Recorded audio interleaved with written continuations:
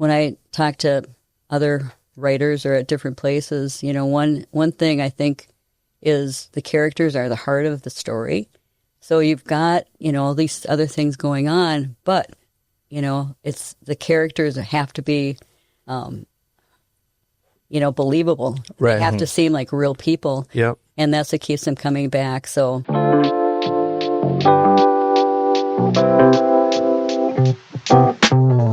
Hey, everybody. It is the Buffalo Community Podcast, and we've got a national bestseller author here and local celebrity. Chris Husom, former Wright County Commissioner, our friend Chris Husom. Chris, thanks for coming in. You can kind of see part of your body of work here right in front of us. Yeah. But we're going to kind of get to know you a little bit better, learn about the authoring process, and go from there, see where the conversation flows. So. Appreciate you having me. Thank you. Yeah. So just kind of give like a 30,000-foot view for people who don't know you. If I missed anything, how would you reintroduce yourself? Well, I'm an almost lifelong resident of Buffalo, Minnesota. Was away for a few years when we were in college and first got married, and returned here when we were expecting our first daughter because we love the community. Of course, it was a lot smaller then. It continues to grow. When I was growing up, there was a few thousand people, and everything was basically downtown. So this is, different for people that have been away for a while and come back. And it's like, wow. But yeah, it's a good thing. Good growth. Yeah. Good people here. So I'm married. I have 4 children and 7 grandchildren, and keep pretty busy. That's good. Yeah. Enjoy volunteering at church and Rotary, and as people ask me for things, it's always fun to do. Awesome. It's an easy as Chris will do it. Chris will do it. So let's maybe turn towards your series of books. You've got they're back. I get to read your biography back here, but tell us what we have in front of here. I have 2 different mystery series. So the Winnebago County Mysteries. I had loved mysteries for years, but written other things when I was younger. Wrote a lot of poetry, plays, and a couple of romance novels when my kids were young that didn't get published. And then our family had kind of a unexplained death. And so it just triggered this, okay, what if it wasn't an accident? What if, somebody did something? I mean, who would be that person? What would be their motivation? And so the first character in the Winnebago County Mysteries I created was Alvy Eisner, who held everyone in the criminal justice system responsible for her son's death. And as I got into the characters and Sergeant Kryn, Corky Alexson, and Detective Smoke Dawes, I fell in love with my characters. Yeah. And so I knew what the next 2 books are going to be based on dramatic things that happened when I worked for the sheriff's office.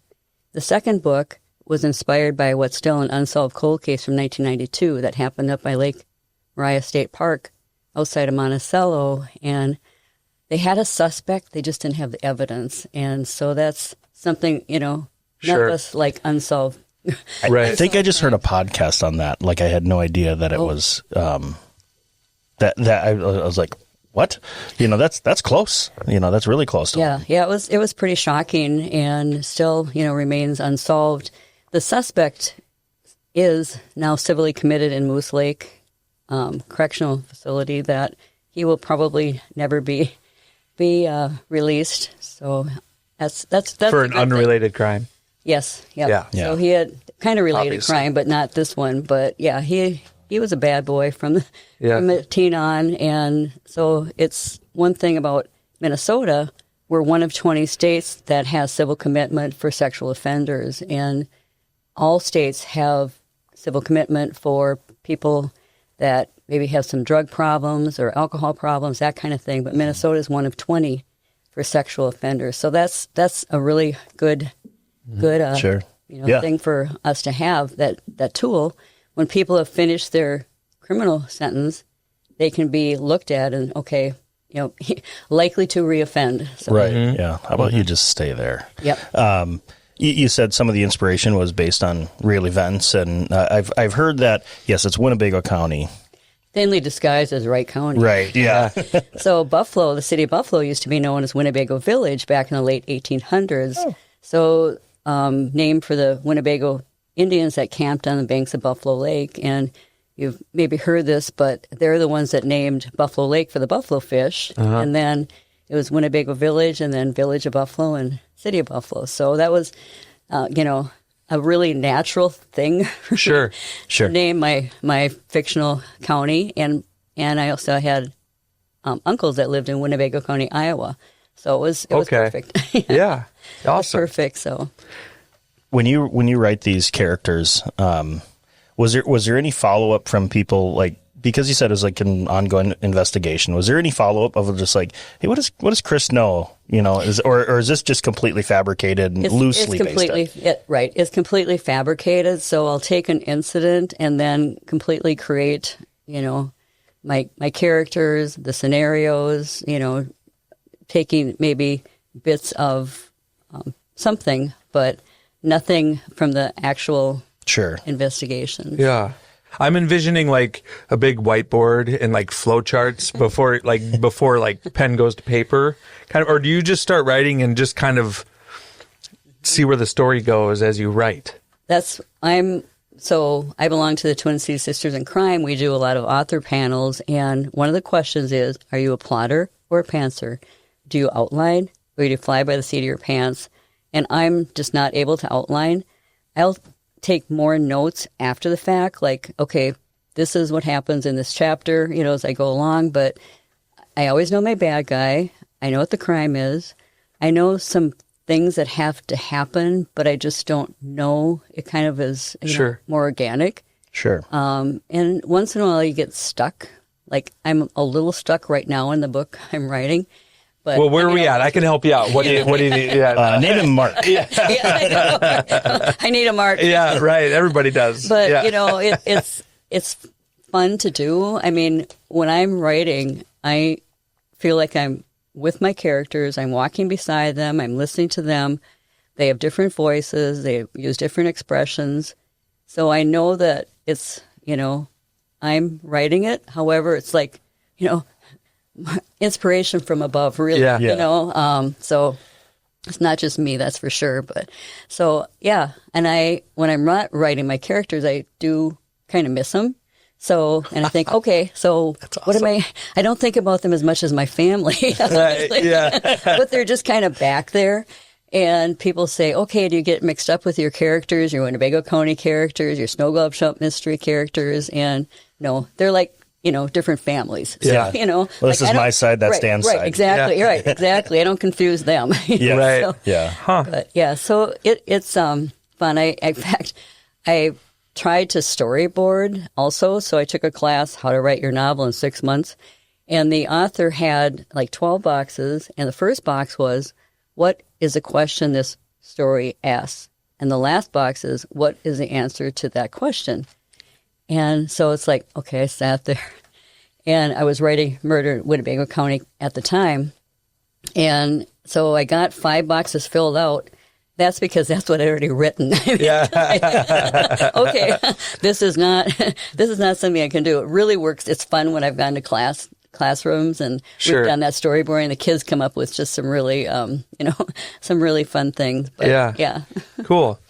I guess if we go back to kind of when this all started, there was probably a day when you're like, I want to write a book someday, and maybe it didn't happen right away, maybe it did. But when did you start? And I guess, how long did it take from like, I want to be an author to like sitting down and like, I'm going to do this?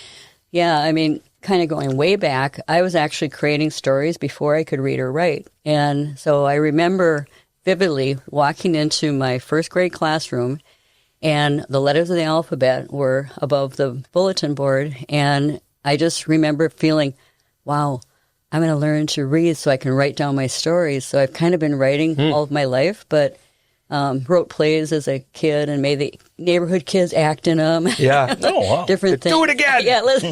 Except good this time. Yeah. Yeah. Don't make me throw the tomato. I know. And then, when my kids were young, I was a really slow reader, but when I got to college, it's like, I've got to learn how to speed up because, there's this stack of books like, I'm not going to be able to, get through these unless I speed up. I was more of a reader that I would have to hear how the the character sounded when they spoke. So I'd read, it's like, no, that's not how it's done. Sure. So it was like, it slowed me way down. I had to get past that. So, so I read a lot of romance novels when my kids were young, and I wrote a couple. But it was on hold. I started some mainstream things.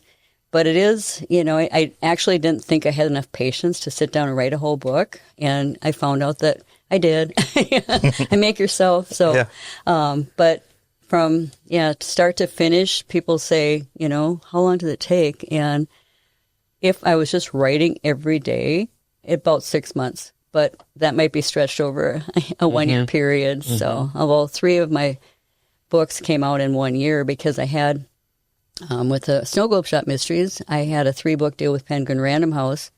And so even though I didn't write them all at the same time, it happened that 2 of them came out the same time as my 5th Winnebago County Mystery. So it was a little overlapping that way. Yeah, that to me, I'm a slow reader as well. I'm more of an auditory learner. Mm-hmm. I feel like I would be so confused. Well, one, you've created these people, different storylines, but then you're writing them simultaneously. Like, I can't even read 2 books at one time. Like, that's tough for me. And I actually don't write them at the same time, so I do write one at a time. So it just happened that they came out at the same year. But yeah, some people do, or they can whip out a book in 3 months, and I'm slower. Yeah. I'm slower than that with other things going on. If someone were want to start one of your stories, which is your favorite character line? Winnebago or Ice? They're just so different, Who's your favorite kid? Yeah, right. Exactly. That's exactly what I tell people. Okay, it's like your children. I love them all as much, but I like them for different reasons, different things about them. So, I don't have, in some ways, my 2 main characters, I guess, Corky and Smoke, and Cammie and Pinky, her kind of sidekick she's kind of a fun character. That's a sidekick name. Yeah. Right. Yeah, Pinky. Better than Tyler. So they're just, they're just so different. And I have a different attitude when I sit down with these characters, sort of, because even though my Snow Globe Shop Mysteries are considered cozy, traditional, but they're not too cozy. They're not. Sure. There's certainly some seriousness there too. Yeah. When I hear you talk about this process, it kind of reminds me of like acting a little bit. Like you get in the character, how does the character sound, and you experiment with stuff, and it's just I'm seeing some parallels between actually being an actor and being an author, at least in your process. Yeah, that's a good way to put it. Yes, and in acting too, I've been in a few plays, and one thing that helps remember dialogue is what you're doing. Like, okay, I walk over and pick this up, and this is what I say, kind of thing. Yeah. Or obviously that character says something, you react to it. So it's I guess part of a creative process. And does every book stand alone? Yes. So there's no order. You can grab a book and read a Chris Husom book, and you can, but one book kind of picks up where the last one left off. However, I say yes, you can read it. The biggest thing that happens is the development of the characters and their relationships. So that's kind of a big, So maybe you would want to read them in a certain order. Some people are really strict about that. Yes, I always read the first book in the series, and go on. And others will pick up a book and then they'll go back to find out what happened earlier. So, and it was kind of funny when I wrote Murder in Winnebago County. I went to my very first book club. And so here I write this murder mystery. So what do the women want to know? So who does Corky choose? Smoke or Nick? It's like, okay. Yeah. So they want the relationship part. And I think that's what draws people back to series. Yeah. Because they get involved with the characters. And, if they like the characters, I'm the same way. If I'm reading a series, I'm reading it because I like the characters. And and the books are good too. But yeah. So a lot of people do like to. When it comes to titles, you come up with a title and you're like, I'm gonna base a book around that because I think it's a neat title. So titles are not easy. And in fact, when I wrote, Murder in Winnebago County, it's like, what am I going to call this? What am I going to call this? Well, my publisher said, oh, I like that, But, so I'm running on the treadmill. I'm thinking, okay, what should this book be called that I'm, Altar by the River? It's like Altar by the River. And that's one of the scariest books, by the way. It's the third book. But when I had that 3-book deal, or before I got the 3-book deal with Penguin Random House, my agent said, I need to create, synopsis for the first 3 books, and like series, and like authors, and a little background. I can't remember all the things I had to write. Mm-hmm. So I had taken my daughter to an appointment. I'm sitting out, it's right after my first election, and I'm sitting out in the parking lot. She said, do you want to come in? It's like, no, I got to sit in the car and think. Yeah. And so it's like, okay, I'm thinking of I'm coming up with characters and the storylines for the first 3 books. And so I kind of tried to think of titles that would be fitting. So, I actually came up with Starlight, Moonlight, Murder for the first one, which I like better, actually. Sure. But Penguin Random House, no, it sounds too romantic. It's like, okay, what's romantic about Starlight, Moonlight, Murder? I based because Cammie goes through the park late at night, and she's kind of getting creeped out because it's dark, and she's thinking of the game they played as a child. Starlight, Moonlight, hope to see the ghost tonight. Yeah. So that's where I got the line. And then the Ice Princess is, the poor one that was the victim. And Frosty the Dead Man. I wasn't positive of who Frosty was, but I was just looking for titles that sounded like they fit with snow globes. So that's how I came up with that. But yeah, the other titles are pretty much depending on where they are and that kind of thing. Sure. Yeah. Did you intend to become an author, or is it just kind of like a hobby that kind of like led to some opportunity? Good question. Like I said, I've always been writing, and so when I, figured out I actually did have the patience to sit down and write a book, that's when it started. But yeah, I had no idea. Sure. I had no idea I was going to have 2 different mystery series, that's for sure. Yeah, because you'd mentioned, this isn't the main career. Right. It was, you worked with the sheriff's office, you were a Wright County commissioner. There's other things going on in your life I was curious to, if that was intentional, Exactly. Yeah, it's fun. A lot of people like to know about the writing process, and we kind of talked about the fact that I'm more of a pantser, and I'm thinking about it. I'm thinking about it. I just can't write it for some reason until I actually am writing it. And I also thought that I had to write longhand, and so this is way back when I wrote my first 2 books, because I thought that thoughts traveled from my brain down my right hand. Yeah. That's what came out. And so when I was writing my first Winnebago County Mystery, it's like, I need to take a keyboarding class, because it's been forever since I learned typing. And so, I realized that you can actually write that way too. But yeah. It doesn't really take a year. Yeah. I just learned to type. Right. Yeah. And it's fun. A lot of authors want to write, like, they have a goal, 1,000 words a day or so many words per week. And that's what I started with this year. Okay, that's my goal, 1,000 words a day. Well, that lasted for a while, and then things started happening. But, there's been days when I'm really writing that I might write 16 to 18 hours, because I've got to get this done. So, right. And get it out. Get it out. And, especially during the editing process. And I'm, just sit there, but get up once in a while just to I'm kind of curious on that editing process. Is you've got this, you're like, oh man, this is like a complete story. I really love it. And then somebody says, well, this isn't any good. You should change this part of it. You ever take any offense to that? Or, No.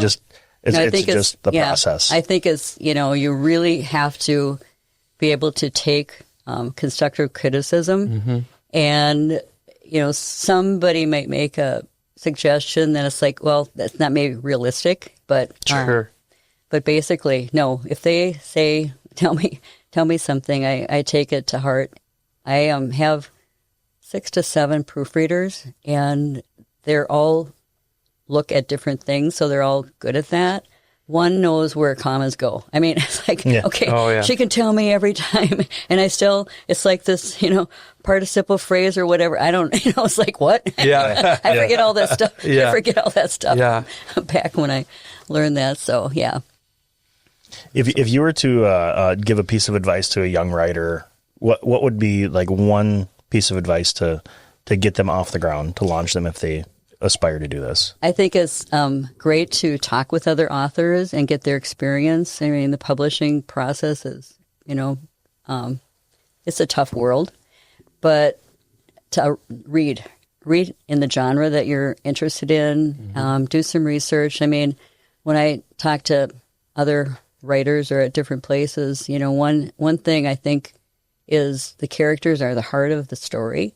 So you've got, all these other things going on, but, it's the characters that have to be, believable. Right. They have to seem like real people. Yep. And that's what keeps them coming back. So, I mean, what a character worksheet. I mean, their name, their age, their occupation, their schooling, their pets, their hobbies, all that, their best memory, their worst memory.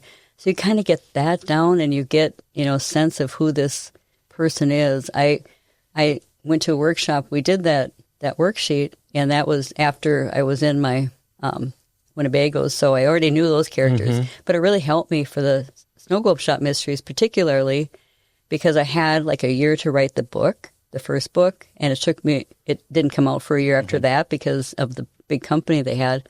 So to get back on those characters to write another story, it was like, oh yeah. So one of the characters, his dream isn't realized until the fourth book, and I didn't know that was going to happen. Sure, right. When I started, but it just became a natural progression. So, yeah, that's pretty fun. Yeah, that's fun. Do you ever anticipate, like, this is my last book, or is that? Or you just keep writing until... Yeah, well, I'll die at some point. Right. I know. Yeah. I know. So, spoiler alert. I know, yeah, right. Yeah. But, yeah, I'm going to continue to write. And, I have some mainstream things that I've started and haven't finished. But because I've been involved with these two series, then it's, I don't know if I'll find the time to do that. But we'll see. Or people say, how about a children's book? And I did start writing a children's book one time. Children shouldn't be reading about murder. Right. Yeah, no. They will just be involved in, fun things. Right, yeah. A vicious game of dodgeball. Yeah, until somebody gets a boo-boo. I know, yeah. See, that would be my very difficult part, is just the skewing off topic. We do that all the time with it. It's like we're here talking about this, and then we kind of go down a tangent, and it would read like a rock shot test with the splatters and everything. But that's where the editing comes in, right? Yeah, So yeah. You can go back and say, I mean, I'll read something and think, no, I should have introduced this earlier. So then I'll go and insert that. And that's great with word processing, because you can do that. Yeah. Back in the old days, the typewriter, I mean, it's like that would have been a major, start all over kind of thing. Yeah. Yeah.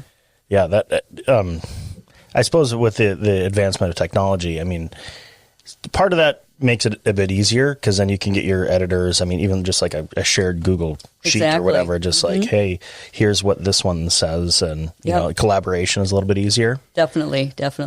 We were kind of joking around before about, ChatGPT and AI and, wannabe authors. Do you have any opinion on, the advancement of that, or just kind of how that might affect original works of art? That's scary. And in fact, when I submit a book, it's like, did you use AI? It's like, no, I haven't used AI. Right. But I mean, I suppose, if your computer has the program where it can read to you, is that considered AI? I don't know, because I haven't used it. But I know that my books have been used by AI, because I got this list, and so they've used that for reading and that kind of thing. But the AI voice kind of bothers me when Yeah.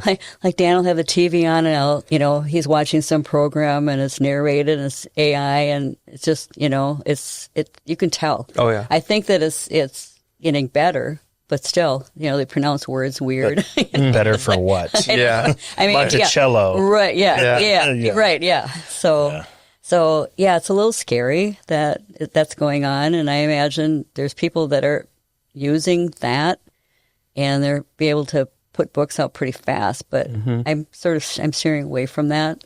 Yeah. Go back to just the classic, the timeless here. This is a real book. Yeah. From my brain. Yeah. Do you do anything on audiobooks or anything like that? Not yet, but a company is looking at that. I would love to get them audio. People ask all the time. And there again, I haven't gone with the Audible AI voice because Yeah. I'm not a real person. You need real talent. Yeah, right. Yeah. Right. Yeah. Yeah. So you got a lot of time on your hands. You can be. We'll get through this thing. Yeah. Yeah. So I had someone that's interested in other things, other project got in her way, but Sure. so we'll get back to it. Be interesting. Well, anything kind of as we're winding down that you wish we would have talked about that maybe we didn't hit on yet? Gosh, I can't really think of anything specifically. If there's some other burning question you had, I mean, I guess I could say that, it's much easier for anyone to get published than it used to be. Sure. So because it's very easy to upload books to KDP, Kindle Direct Publishing, or Ingram Sparks. So I dual publish. Now I've gotten my rights back to both series, and I dual publish with Amazon, KDP, and Ingram Sparks for the print books. And I have Draft to Digital, which they are a distribution company for a long list of, Barnes & Noble and Kobo. And so that's a lot of options for people that I think when they're starting out, they don't really know. It's because it's very difficult to get an agent nowadays. There's so many people putting out books, but what is it? It's easy but not simple, or it's simple but not easy. Because there's so many options out there. Exactly. While you were just talking about getting the rights back to your stuff, I thought of one. If one of your books was to be made into a movie, who would play the main character?